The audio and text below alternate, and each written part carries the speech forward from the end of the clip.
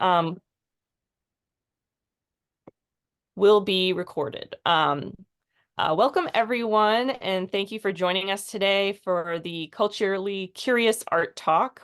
In case you don't know me, I am Megan Buffard. I am the Information Services Librarian at the Sargent Memorial Library in Boxborough, Massachusetts. This is our second art talk, which has been a collaborative program between a bunch of Massachusetts libraries and with Jane Oneail of Culturally Curious. The other collaborative program was in January and was on Women in Art. If you haven't already seen that, it's available on YouTube. Today's program, there are 18 libraries involved in the promotion of this. So we just wanted to give a huge thank you to everyone. And clearly we have someone from California, so it's reaching some all over the place.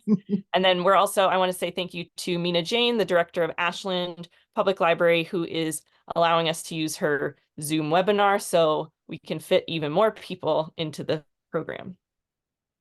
Just a couple of notes before we get started. The chat is going to be like paused during the program just so lessen distractions.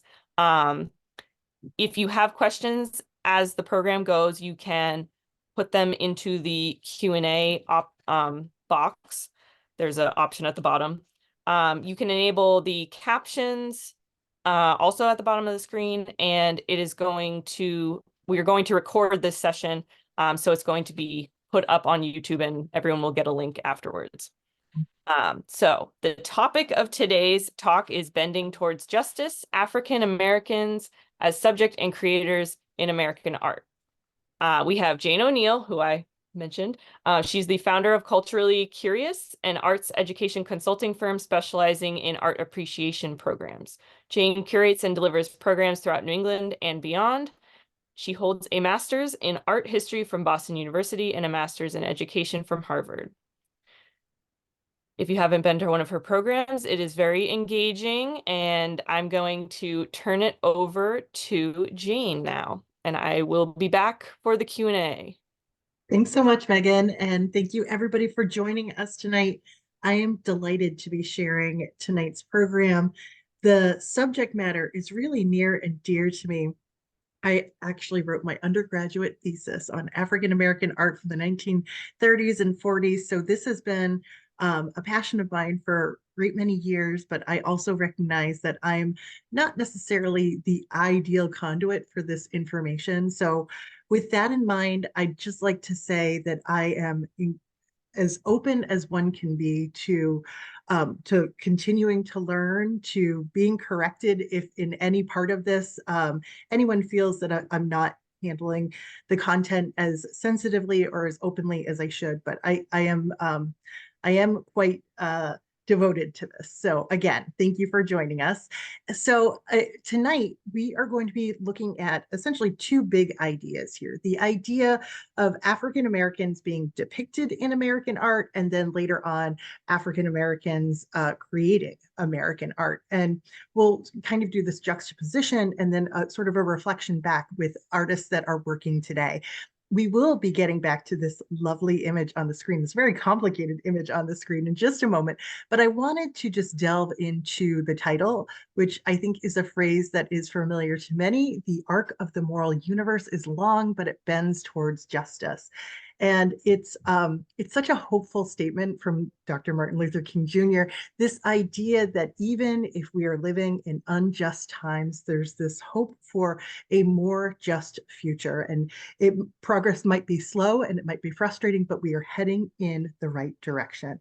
And I love that sentiment. And I think the images that we'll see tonight and the trajectory that they go on, you'll sort of see that arc visualized tonight. So our program, our sort of the breakdown for our program, we're going to start off with this idea of subject and subjugation. And it sounds a little bit trite, and probably oversimplified, but this notion of from the colonial era really up through the end of the 19th century, for the most part, African Americans were subjects in American art, not necessarily creators. And with that, there is a sense of a power dynamic there. So I include the term subjugation. They other people have control in terms of how they are portrayed in fine art and in popular culture, in material culture. So just the really trite, I think, example that helps people understand that too is I think we've all had the experience now. Everybody's got cell phones. We've all had the experience of having someone take our photo and not liking that photo at all, right?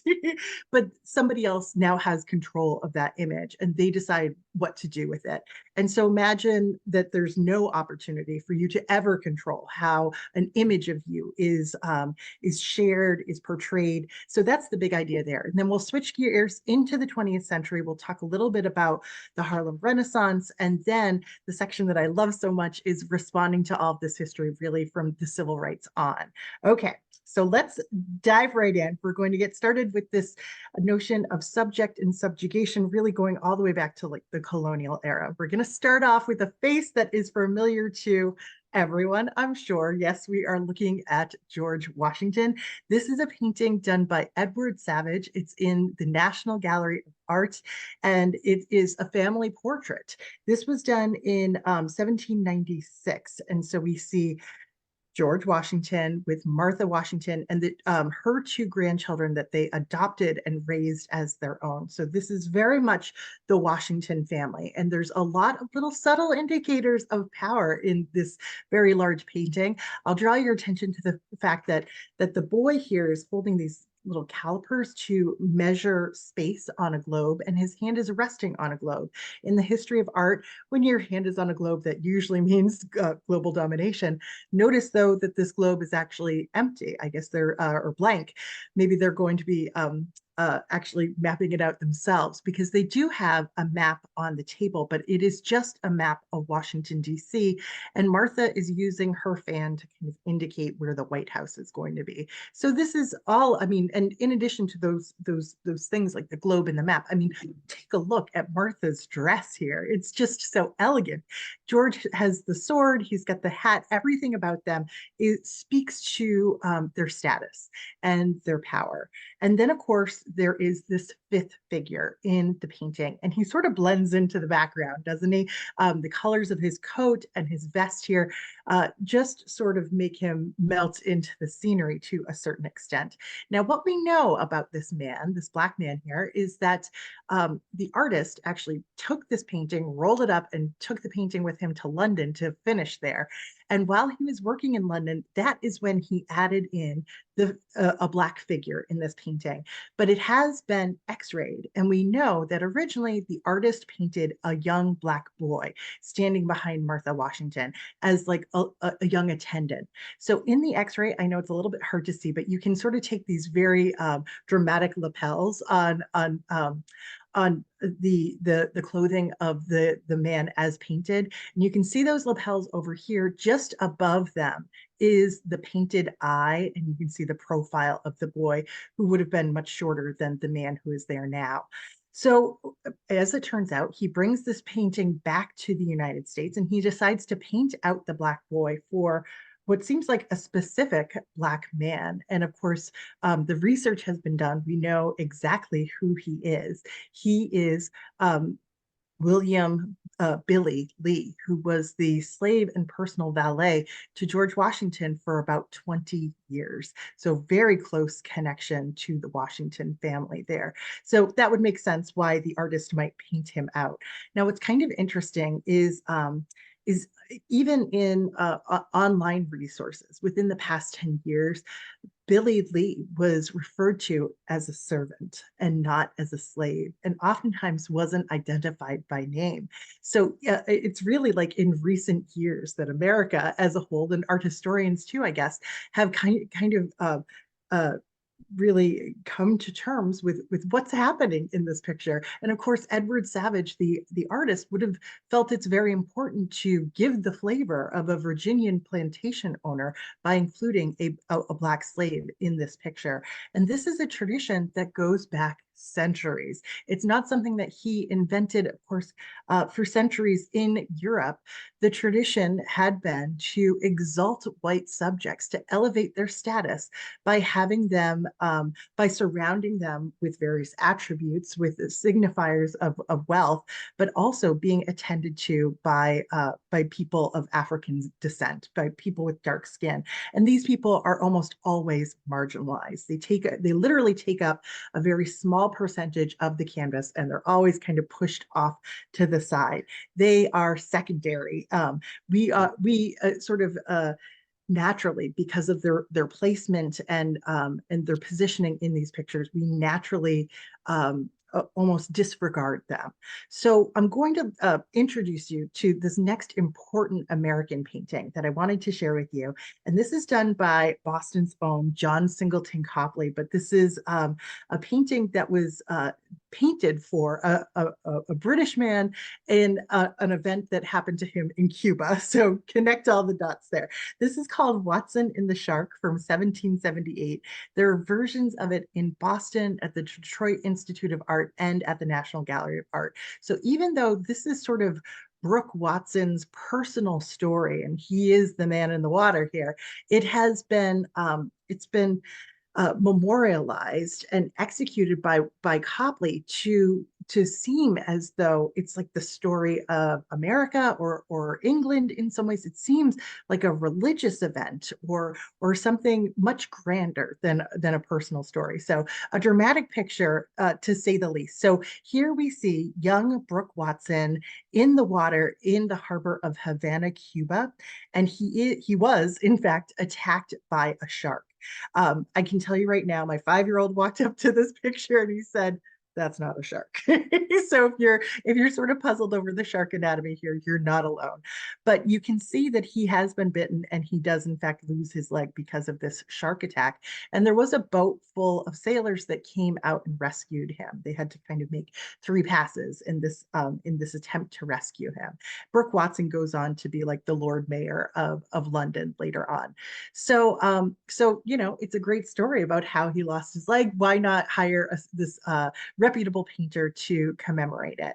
Now, it's such an interesting composition because right here at sort of the top center, we have this Black man. And well, let's zoom in on him for just a second.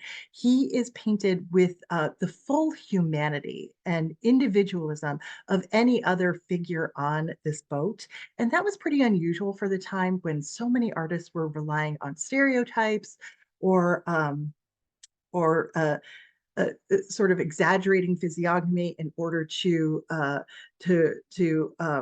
to make Black figures appear lesser than white figures. But here, this Black figure, it appears to have full empathy, full concern, and he's reaching out as though to save Brooke Watson in this moment.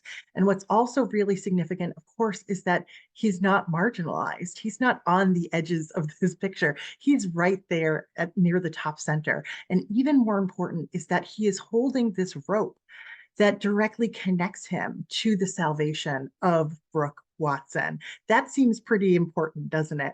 And now I'm going to share with you one other kind of mind-blowing detail about this picture is that originally John Singleton Copley did not envision this character as being a Black figure. You can see in this early sketch over here where he's using the grid to kind of map it all out, that this was originally envisioned to be a white man with like long flowing hair, like the man over here with the spear.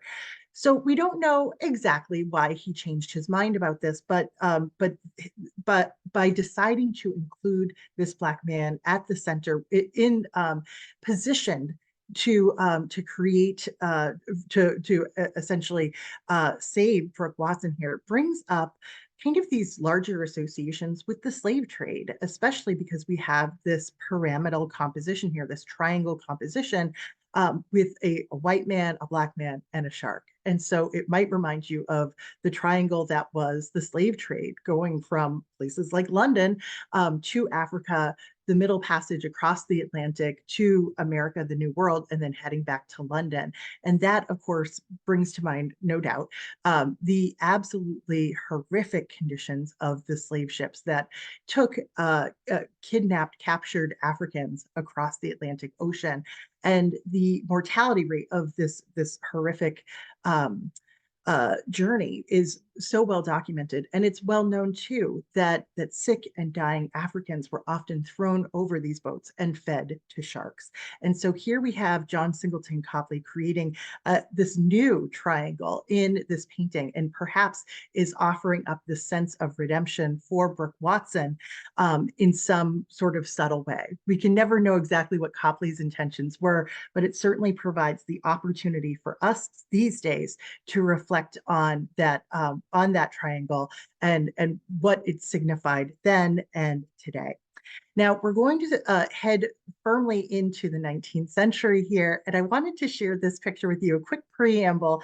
Most every painting I'm going to show you tonight, probably safe for this one, is a work that I would say is in the canon of great pictures of American art. So for the most part, we're going to be looking at images that don't really examine the horrors of slavery. I don't want to suggest that they didn't exist, but in the world of fine art, it just wasn't the focus. This picture is kind of the exception, believe it or not. This is an unknown man that we're looking at, and it's not even necessarily a great painting, but we can see that he is a man of some social standing. He's got a very nice dress attire on. Now, this is a painting that's in the collection of Colonial Williamsburg. It dates to about 1825. And what makes it interesting or so significant is the fact that there is a painting on the other side of this picture. So I'm going to flip it over for you so that you can see.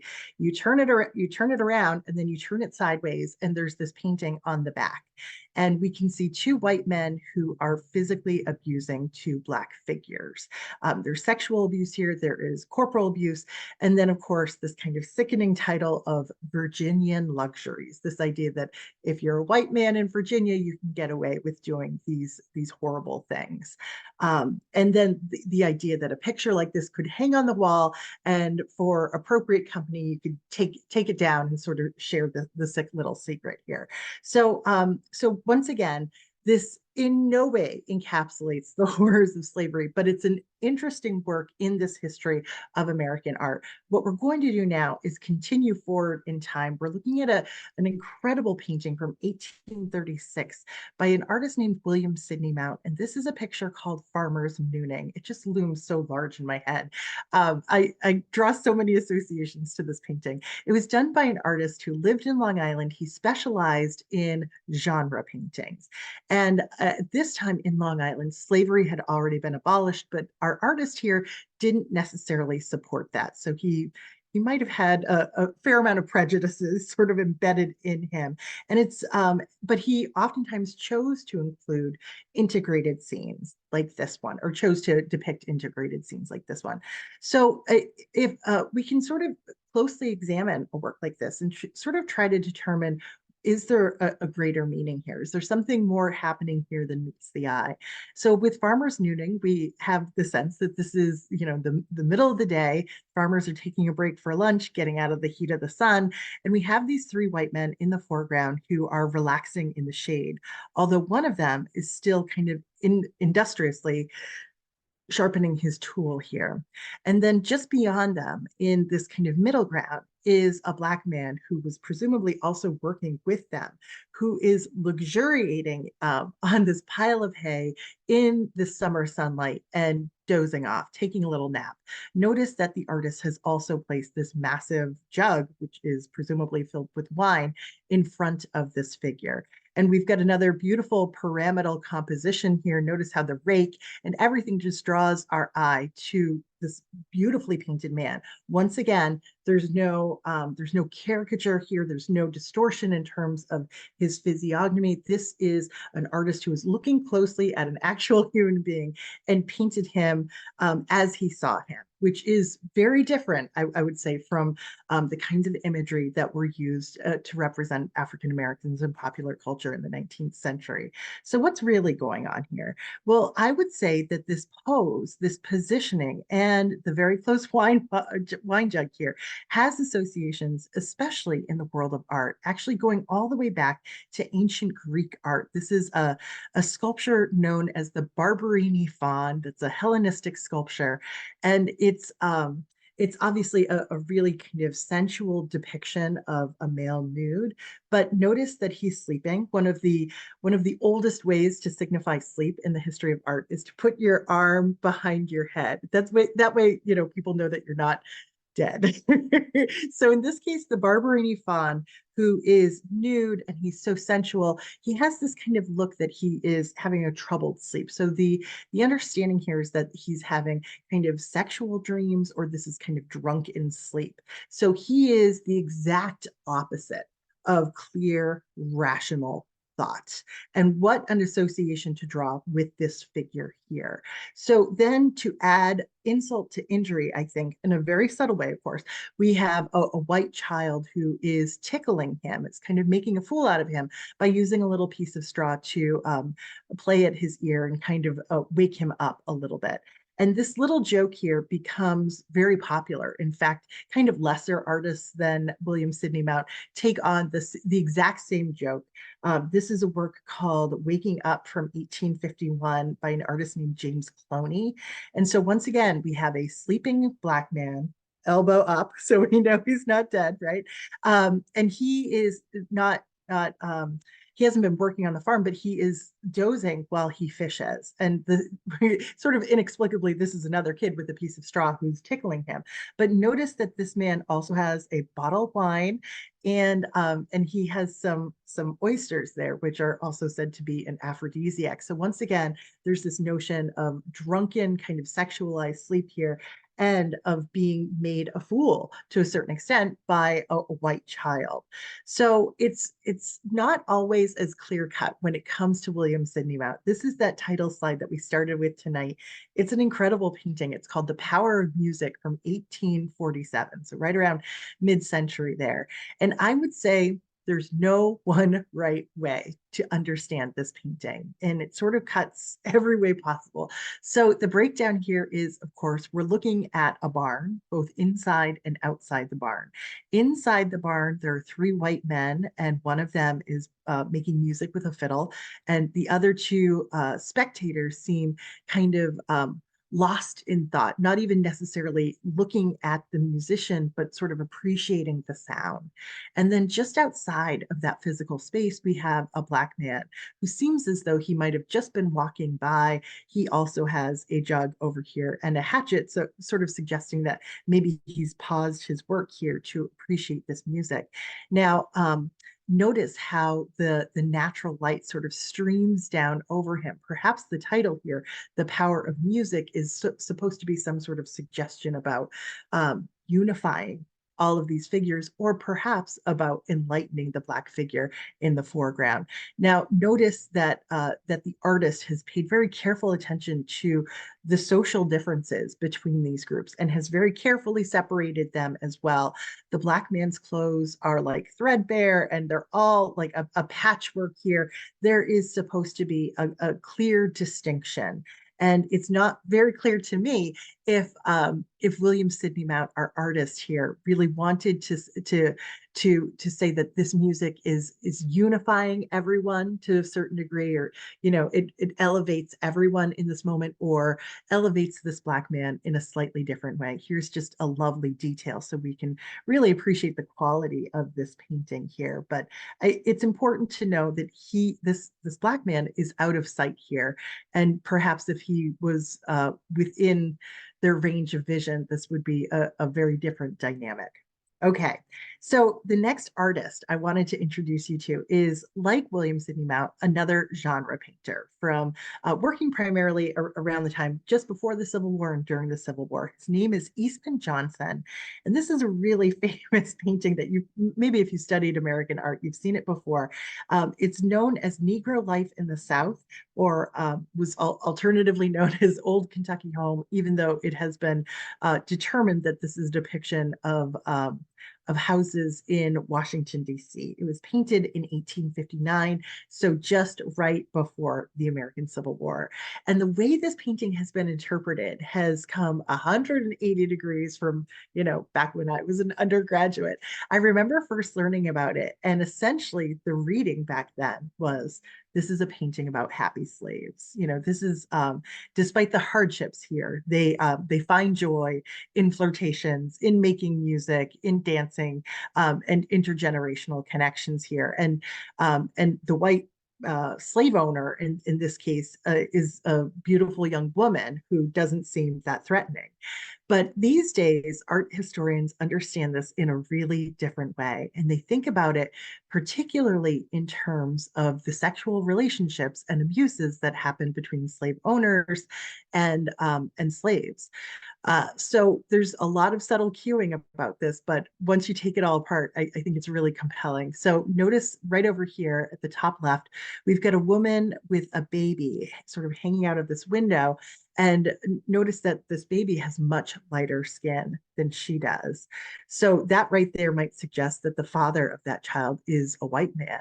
As our eye moves across the picture, we can see that there's a ladder actually connecting the upper stories of the slave's dwelling and the home of the slave owner. Curiously, it doesn't seem to connect to actual windows, but we're drawing a connection between the bedrooms, right? And then notice too, there's a tomcat sneaking into the upstairs room of the slave quarters over here. And then we even have a rooster, a mailbird down here, or I should say up here, sort of in front of the slave owner's house, and a hen down here on kind of this dilapidated porch roof.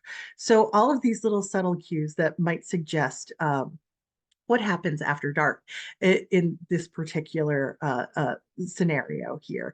So Eastman Johnson's other paintings would also suggest a fair amount of empathy for African American subjects. This is a breathtaking picture called The Ride for Liberty, The Fugitive Slaves from 1862. So painted right in the middle of the Civil War. We can see four people on horseback here, a tiny child, a grown man, a grown woman, and then a babe in arms. And so we get the sense from the title that they're all slaves. Once again, notice the varying skin colors here. We can't even say for sure that they're a family. They're just a group making this desperate attempt here. And we do get the sense that this is a particularly charged and terrifying journey that they're on. It actually related to a law that existed during the Civil War that said if slaves escaped across a Civil War battlefield, if they made it to the North, then they essentially won their freedom. That's an oversimplification, but that was the general notion. All you had to do was ride in front of the Confederate Army and essentially, let them play target practice with your body, which is a horrifying idea. So on the back of this horse, we see the woman who's looking back at the land that she's leaving, the life that she's leading, but also knowing that she could be fired upon at any second. If we zoom in here, though, we see the bayonets of the Northern Army. So they have almost made it there. I love that even the horse has this sense of urgency here. So what's really kind of remarkable about this painting is that it flies in the face of the way fugitive slaves were so often depicted. And so we're just going to glimpse outside the world of fine art just for a moment to the world of material culture, just to acknowledge that these runaway slave ads were uh, so prevalent at the end of the 19th century, around the time of the Civil War. And they had a certain formula to them, certainly a visual formula, which was usually just a black figure with kind of like a staff or a hobo stick over their shoulder, just running away. It never was an actual visual portrait of a specific person. And then even the language was so generalized and didn't ever touch, like, didn't ever encapsulate who these people were. I mean, I'm just looking at little sections of text here, yet is pretty large sized. That narrows it down, or aged about 12 to 13, very black, high forehead, and shows his teeth very much when he laughs. So, of course, there's this notion that these runaway slave ads didn't actually identify anyone. And of course, Eastman Johnson's beautiful painting um, adds so much humanity to what that plight actually was like. Okay, so we're going to shift gears now. We're post Civil War, and I wanted to share with you another image that's called the Freedmen's Memorial. It was created by another white artist named Thomas Ball. But it's called the Freedmen's Memorial because it was actually paid for by ex-slaves, and it was erected around 1876. There's various copies of it throughout the country. This one, I believe, is in Washington, D.C. So even though it was paid for by former slaves, they didn't have a say in terms of the composition here, and the composition has become quite contested over the years, actually from its immediate reception, I would say. So we are, of course, looking at a standing figure of Abraham Lincoln with a scroll in his hand, standing at a podium. So probably the Emancipation Proclamation. He is fully dressed, formally dressed too, I would say. And below him is a crouching black man who is wearing nothing but a loincloth. And so we have this stark contrast between the two of them. Notice that the black man still has chains around his wrists here, and Abraham Lincoln has his hand kind of hovering over this black man's back, as though he's summoning him to rise with the language of this text. Now, the positioning here of this figure, every time I look at him, I always imagine he's like a runner who's about to like dart forward. But the pose here actually is probably inspired by a familiar image that was part of the abolitionist cause. This is an image that was used for generations. It's known as the supplicant slave. It originated in England, actually, and the supplicant slave was always shown crouching, always shown in chains, wearing a loincloth, but importantly, accompanied by this text that says, "Am I not a man and a brother?" Pretty compelling stuff. It's like, look at my humanity here. I'm pleading for my life. And so the positioning here was most likely drawn from that. But even from the get-go, people had issues with this particular sculpture. Even Frederick Douglass had reservations. He said, "The Negro here, though rising, is still on his knees and nude. What I want to see before I die is a monument representing the Negro not couchant on his knees like a four-footed animal, but erect on his feet like a man."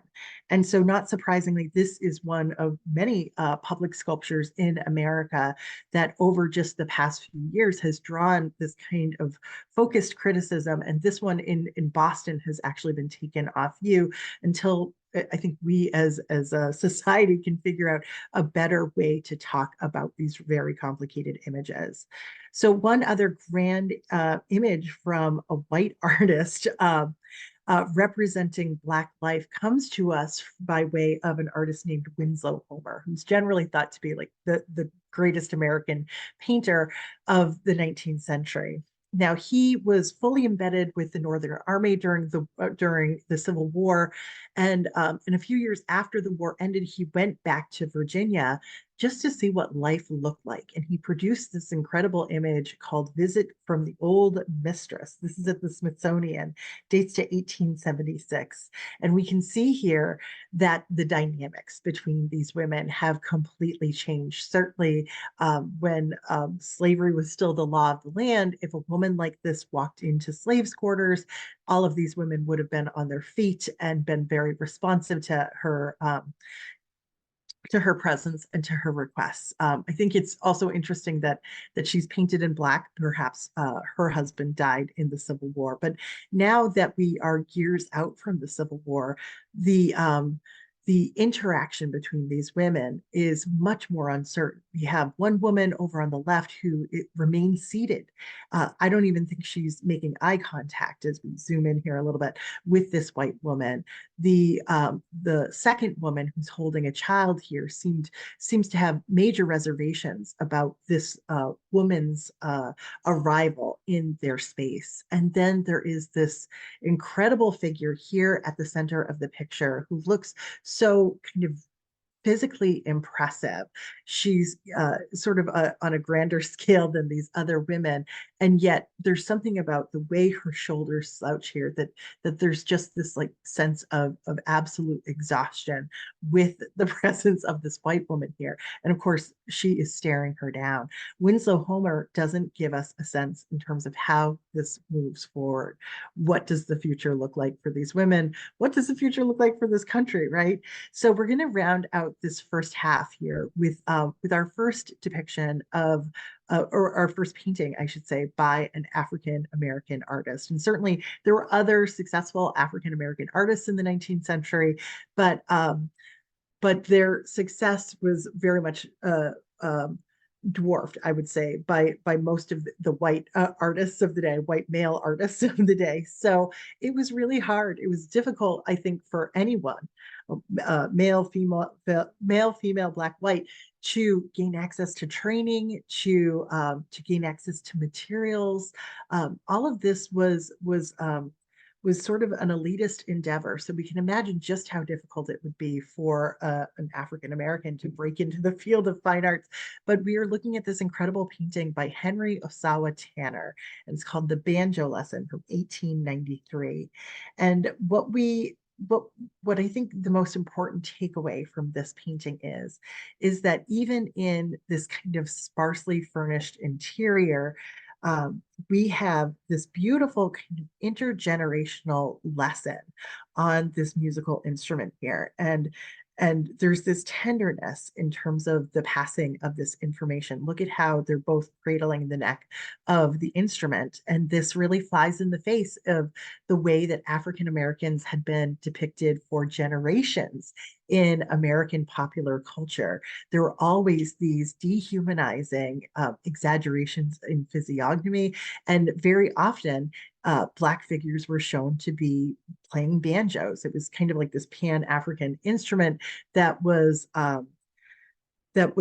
kind of recreated here in America. So there's like this close association and almost like a racist association with Black figures playing the banjo, especially in minstrel shows like this one.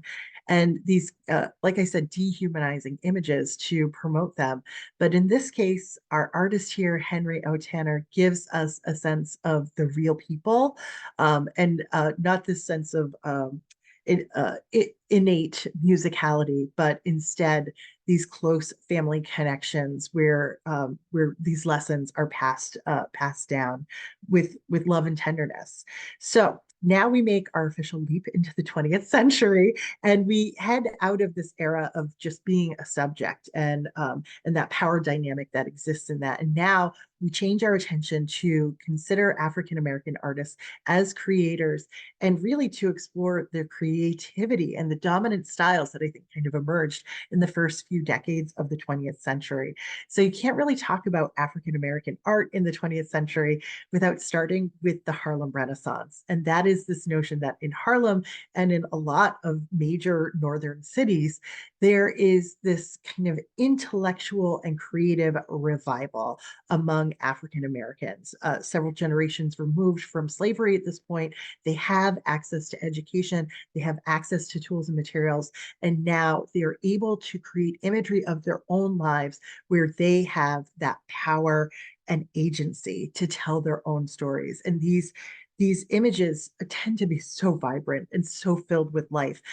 This first artist that I wanted to share with you is Archibald Motley. And believe it or not, these are both images by Motley, created within the space of a decade. So I just love this picture that he painted of his grandmother darning socks over here. There's this simplicity, this humility to the work that she's doing, this remarkable realism to the way he's painted her hair and the wrinkles in her chin as she's working in this chair here, even her hands as they're involved with this work. But then there's also these remarkable details of the space that she inhabits here. There's a cross just beyond her that I think signals her piety, again, her humility. But of course, it's a crucifix with the body of a very white Jesus staring back out at us right there at the center of the picture. And then over here on the left, there is a framed image of a white woman with this long hair. And we know from the artist himself that this was a framed image of a slave owner who at one point owned Motley's grandmother. So some incredible American history is sort of embedded into what otherwise seems like a fairly simple image. Now, Motley was really determined to gain access to training. I believe he got a Guggenheim Fellowship, but some of but his ability essentially to continue his studies as an artist was somewhat limited in America at that time. So he went to Paris, where the laws around segregation were much looser. So we've got this beautiful picture called The Blues, where we see people with different skin tones all kind of coming together in this really vibrant nightclub. I just love the sense of compression in this nightclub here. I always get the sense that there's like a trombone playing in between couples as they're dancing, but it seems like such a fun place. Now notice that the style here is much more simplified than this earlier realistic painting. You don't get the details of like, the folds of flesh or wrinkles in somebody's skin. Everything is sort of streamlined and modernized and told with an economy of detail, but still told so effectively. And so there is this move, this shift towards simplification, which I think in part comes from European modernism too. These are two great works of by an artist named William H. Johnson, another major African American artist working in the first half of the 20th century. These are two images from his Jitterbug series. So we have two Black couples dancing. We've got this sense of like the really kind of brassy music and the percussion coming out from beyond. But these are pictures about like patterns, about movement, about joy. We don't really get the details of these dancers faces, really. Instead, they almost look like paper cutouts. But we do get a sense in terms of the really kind of infectious movement and sound that would come out of a scene like this. And so playing with color and simplifying forms is going to be a major theme here. I just wanted to share with you one other work by William H. Johnson because he does return. He spent a great part of his career in Europe, and when he returned to America, he was kind of surprised that art wasn't being used to tell the story of American history. So he painted this portrait of Harriet Tubman, which I think is really compelling. We have her standing at the center here, almost representing the country with the red striped skirt, and then this notion of essentially two Americas, two different worlds that she had to literally navigate, leading people along the Underground Railroad with the star in the sky as a guide here. And of course, she's holding this long rifle, which she's often represented with. Here, we also see a little portrait bust of her as an older lady, kind of signifying that she lived this nice long life after this heroic endeavor when she was younger. So from there, I want to share with you another really important and influential artist in the in the first half of the 20th century. His name is Aaron Douglas, and his style, I would say, is emblematic of the Harlem Renaissance. It is once again these simplified forms. He heavily relies on these silhouettes, in part because of European modernism, in part due to influences from African art too. But he's using these silhouetted forms to tell this kind of generalized story of African American history. So, with a major work like this one, we can see over here on the left references to the Ku Klux Klan figures on horseback here with clubs raised above their heads, beating figures down to the ground. In the foreground, of course, there's all of this cotton being grown, figures collecting it, and then essentially gaining access to education, gaining faith too. Notice that these documents that are being referenced in this painting have this subtle focus brought to them because of the way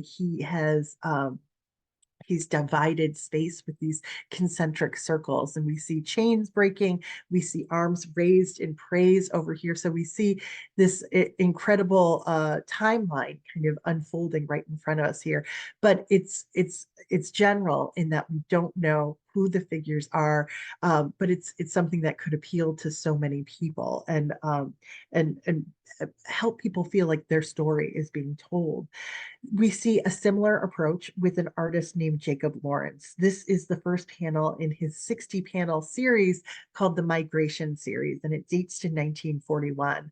So he does this whole long series about Black people leaving the South and heading north. And of course, in the first panel, we are in the train station, crushed in this crowd too, heading to Chicago, New York, St. Louis, all these other cities. So once again, we have an artist who is not showing us individual faces. He's not showing us expressions of emotion. Instead, he's organizing a picture like this purely by color. And our eyes can kind of dance around with the yellows and the peaches and like a little bit of blue here too. And so we get this wonderful sense of movement and this beautiful kind of tapestry of color here too. I wanted to show you one last Jacob Lawrence image. This one's kind of for Megan and Mina Jane here tonight too, because this is the library, and this dates to 1967.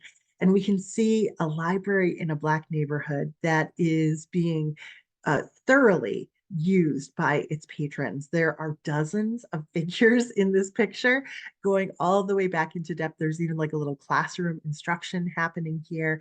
But imagine creating a composition like this one and thinking about how to portray all of these books flopping over on the bookshelves and the color selection here too to make it such a vibrant scene here and to show these individual texts. But we see these people poring over these books, and it's a good reminder to us that that African American history wasn't taught in schools, and if you wanted to learn it, the library was your best hope, your best resource to do that. And so Jacob Lawrence sort of pays homage to that here.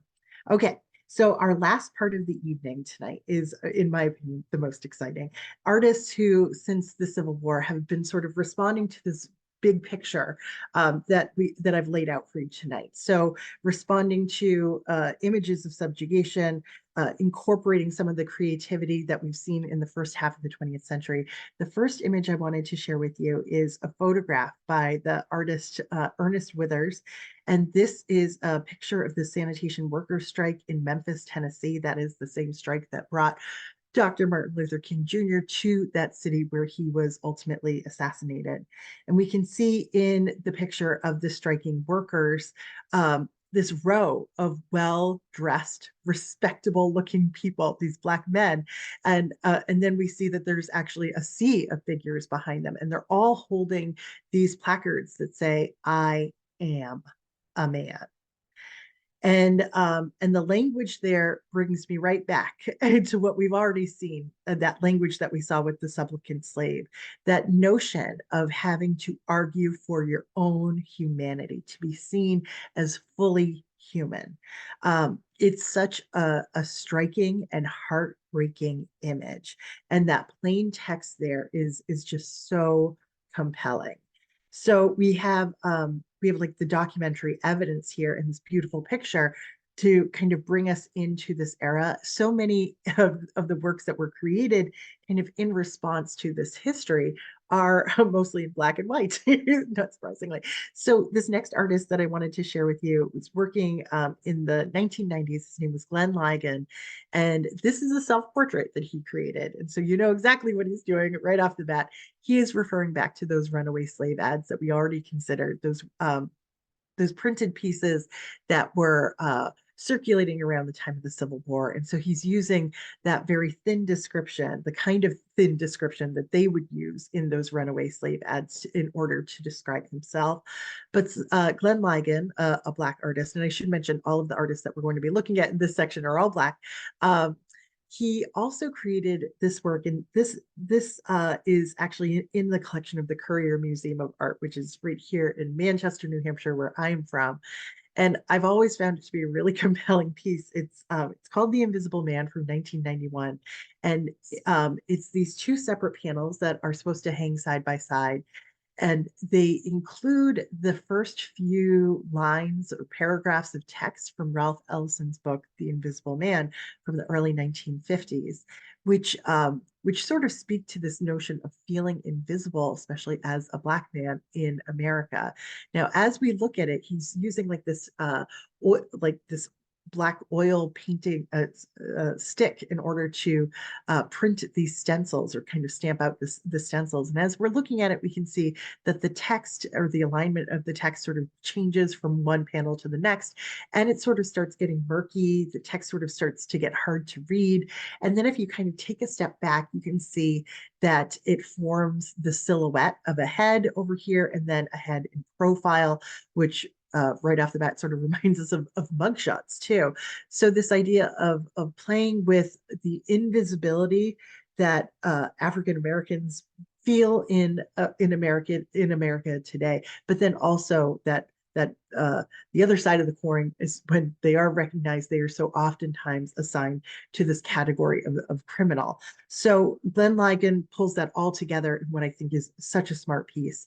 This next work is by an artist named Fred Wilson, and this is a piece that he called Guarded View from the same year. And with it, he essentially took these four headless Black mannequins and put them in the guard uniforms of four major museums in New York City, and then just put them on display in a museum setting. And that, of course, calls out the fact that in virtually any museum, the most diverse staff is the security staff. They have the most important job of keeping the work safe, but they are essentially ignored. They are treated as lesser than by not just the staff, but the patrons at a museum. You walk into a gallery and there might be a person standing there, but our eyes go to the Picasso, right? So Fred Wilson is kind of calling that all out. I pulled this picture over here on the right off of Twitter from a few years back, but obviously the person in the room sort of saw that how the guard in the room sort of fit in with the installation. Now, I absolutely love this next piece by the artist Lorna Simpson, and it's called The 5-Day Forecast. This is also from 1991. It's a work of photography, but it's also language based. And so we have 5 different photographs of a Black woman with her arms crossed wearing this kind of loose white shift. And we can see that there are slightly different photographs from the shadows here. She is also headless, faceless. It's interesting that this idea of generalizing the Black experience, not making it a specific face, is something that sort of continues so often into the later half of the 20th century. Instead, there is the days of the week where her face would be. And then this text down at the bottom: misdescription, misinformation, misidentify, misdiagnose, misfunction. So this notion that your 5-day forecast, her 5-day forecast, is heading out into a world where she is essentially misunderstood in every interaction that she would have. Also, kind of playing with that word miss in general, which can sometimes be used in such a piercing and derogatory way, like miss.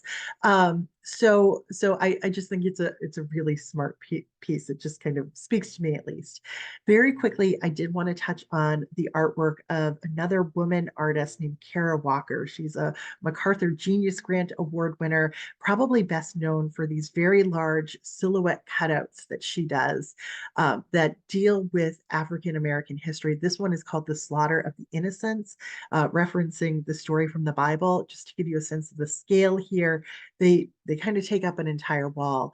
And what she's doing here is telling the story of sexual abuse that happened during the era of slavery. And oftentimes she's using these exaggerations in form that are very similar to what we saw in material culture of the day. So that those dehumanizing negative caricatures and stereotypes. And the imagery here is very violent and it's kind of tough to look at. So I am just going to kind of move us right along in the interest of time as well. So we're going to wrap up with two very dynamic painters. We're going to inject a little bit of color here at the end of the program. So the first painter I wanted to introduce you to is Kehinde Wiley, who is all the rage these days. His work is over here on the right. He is, of course, referencing the original painting by Jacques-Louis David of Napoleon crossing the Alps. In fact, Kehinde Wiley's painting with the similar title is now more Googled than the original work. So what Kehinde Wiley started to do as an artist was to hire Black men and let them sort of go through his art history books and then decide a pose that they wanted to adopt. So he addresses and remedies the absence of Black figures in the history of art by letting his models decide, I want to be like Napoleon in this picture. And so there's this wonderful play on like the military element of Napoleon crossing the Alps, because this figure over here is wearing camouflage fatigues as well. His last name Williams is also carved into the stone here, signifying his leadership, his sense of authority, also holding the reins with just one hand and lifting this hand high. But Wiley has eliminated the backdrop here. It's not the Alps, it's this flat background with this ornate patterning to it that almost looks like it's the wallpaper from a palace. So kind of presenting a new field of power for his Black subject here. If you've ever seen one of his paintings in real life, they are mesmerizing. He has this incredible ability to paint realism. So there's like the jaw-dropping technical part of his paintings, but then they're just astonishing because as I mentioned, you just don't see Black men represented in this way in the history of art, and they're beautifully done. So Wiley has been working professionally for more than 2 decades now. Many of his works address the history of the depiction of African Americans in art. So he did his own version of Watson and the Shark, but this time with all Black female subjects here. But you probably know him best for the fact that he painted Barack Obama's presidential portrait for the National Portrait Gallery. Love it or hate it, there's never been anything else like it. And of course, instead of like a decorative wallpaper here, now we've got this shrubbery with all of these flowers indicating Barack Obama's connections to different geographic locations. Okay. So if you want to know more about Wiley, by the way, I do have a whole other program on Wiley. So we're going to wrap up tonight with an artist named Titus Kaphar. And he is another MacArthur Genius Grant Award winner. He also studied at Yale, just like Kehinde Wiley. And he's also been very interested in the history of art. That's what has sort of motivated so much of his art making. So he would go to museums and see paintings like this one of well-to-do families that could commission a large-scale family portrait. And he would become focused and fixated on what is usually the marginalized Black figure, the servant, the attendant, the slave in these images. So he would repaint these images and then alter them to shift our focus and attention. In fact, this work is called Shifting Gaze from 2017. And it is in no way an exact replica of the original work, but just close enough to remind us that there is this whole other human here that so often gets overlooked. And the decision to whitewash the rest of them, I think, is a real interesting one. While he was studying at Yale, he also came across this image of Yale's founder, one of these men in the white powdered wig once again with a young African attendant on the margin of the edge of the image. So Titus Kaphar repaints the image, he crumples it up, he makes it like a sculpture, and then he puts a frame just around the face of the child. And this one he calls, excuse me, Enough About You. So we're going to wrap up with one last pretty compelling painting from Titus Kaphar, and it's called The Myth of Benevolence. Excuse me. This one dates to 2014. And this is another painting that he kind of turns into a sculpture. The front part of it that kind of has been loosened from the frame of the picture itself is and sort of functions like a theater curtain, is a replica of a portrait of Thomas Jefferson. And what is behind it is another portrait of what appears to be a naked Black woman. And so that is the reminder, of course, of the relationships that Thomas Jefferson had with the slaves that he owned. And so this notion of behind the myth of benevolence, we have, the truth about slavery, the brutalities of slavery. This is us coming full circle now to that secret painting that was behind um, the portrait of the anonymous sort of upstanding white man that we saw before. And so Titus Kaphar is retelling these stories, I think, in really compelling ways. And so, as just a very quick wrap up for tonight, we can go back to that quote from Dr. Martin Luther King Jr. and be reminded of this move along the arc towards a more just place. And I think so many of the artists that we looked at tonight, Kehinde Wiley, Titus Kaphar, Glenn Ligon, are drawing this through line from the past to the present and moving us just a little bit further along that arc. So I will end there for now, and I welcome any questions or comments you have about the works we looked at tonight. Thank you.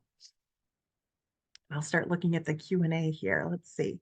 Somebody has asked, I'd like to posit that all of the figures in the Eastman painting depicting Blacks living in Washington, D.C. were Black. First, it seems unlikely that a white mistress would be in a slave neighborhood. Second, many mulatto slaves and free Blacks from Maryland and Virginia lived in D.C. during that antebellum period before. Was attempting to show that slaves could often be mistaken for white. Okay, so interesting. And I think there's like a school of thought out there that would absolutely agree with you. I think I've read interpretations too that the woman that I sort of referred to as being the mistress in this case, kind of coming from the courtyard of what looks like a nicer house here. My hunch is that she might be the slave owner, the slave owner's daughter, or something like that. She does seem to have very nice clothes on, but your reading of it, I think, is just as valid. So I appreciate you sharing that and sort of adding that detail too about the free Blacks who were living in that part of the country at that time. Marcia, thank you for your kind words there. I'm going to go over to the chat just to see if there are any other questions. Thank you so much for the kind words from Lynn and Mina. I really appreciate Marcia, Peggy. Thank you, everyone, so much. And Carolyn Bordeaux, thank you so much for joining us too. That's a familiar name to me. Yeah, I don't know if I don't think I saw, well, the chat was off during the thing, so there wasn't anything in the chat as a question that I saw. But if anybody has questions, you can add them to the Q&A. Jane is very thorough in everything, so maybe there aren't any. You gave people so much to think about that. If you're feeling stunned and overwhelmed and you just need to sit on all of this, what I love to tell people too is that I love to hear from you.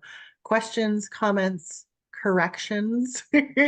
You can always reach out to me at my website, which is iamculturallycurious.com. There's a contact me section of that website, and also links to see other programs too, live on Zoom like this one. So let's see, I think a few more questions. Yeah, some Amy people says, comments. I can't remember what museum it was at, but there was an exhibit recently that was curated by the museum security staff.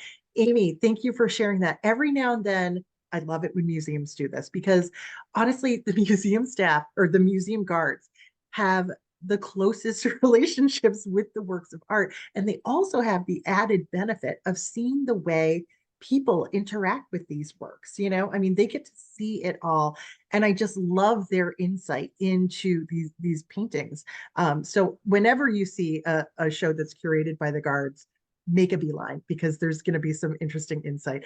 I'll tell you right now, curators spend very little time in the galleries. Denise, oh, thank you for your kind words. She says, if memory serves me correctly, the banjo lesson was in the Bill and Camille Cosby art collection that showed at the Museum of Art in DC. Wow. Oh, well, that is an interesting element to the picture that I am not familiar with. So thanks for adding that. I wonder whose collection it might be in these days. We'll have to be looking that up. Who owns the banjo lesson today by Henry O. Tanner. And Linda says, I would love to see the whole exhibit of the latter pieces, right?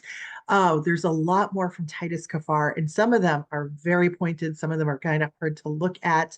But man, they make an impression, and I think they're smart. He's obviously a brilliant artist. So I'm glad they had an impact on you because they definitely had an impact on me. And thank you again for Sheila and Lynn for your kind words, and Karen, thank you. So I think Yeah, we've had. so yeah, thank you everyone for coming to this art talk. We are going to take the recording and put it on YouTube, so everyone who is signed up will get an email with a follow-up with that information. And then you can pass it along to all of your friends because it's very informative.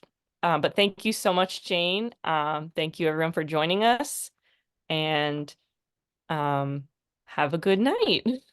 Thank you so much, everybody. Take care.